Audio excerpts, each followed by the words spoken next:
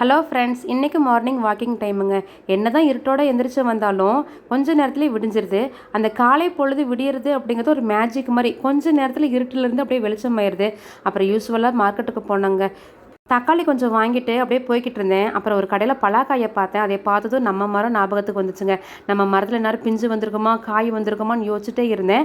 அப்புறம் இவர் ஒரு கடையில் மாங்காயை பார்த்ததும் இன்றைக்கி மாங்காய் போட்டு சாம்பார் வைன்னு சொல்லிட்டாரு. என்னது, இன்றைக்கும் சாம்பாரா? நான் மார்க்கெட்டுக்கு வந்ததே இன்றைக்கி பிரியாணி செய்கிறதுக்காக ஃப்ரெஷ்ஷாக புதினாவும் கொத்தமல்லியும் வாங்கலான்னு தான் அப்படின்னு சொல்லிட்டாங்க. அப்புறம் எப்பயும் நம்ம குடிக்கிற காஃபி கடையில் போய் காஃபி குடித்தேன். இதை மகிழன் பார்த்தா வேறையா டெய்லியும் என்னை விட்டுட்டு போய் காஃபி குடிக்கிறீங்களா அப்படின்னு சொல்லி சண்டைக்கு வருவான். அதுக்கப்புறம் யோசிச்சுங்க, இந்த மனுஷன் வேறு சாம்பார்னு சொல்லிட்டாப்புலையே, இது விட்டால் வேலைக்கு ஆகாது, நம்ம போகும்போதே சிக்கன் வாங்கிட்டு போயிடலான்னு சொல்லி முடிவு பண்ணிட்டேங்க. அப்புறம் நேராக சிக்கன் கடைக்கு போனோம்.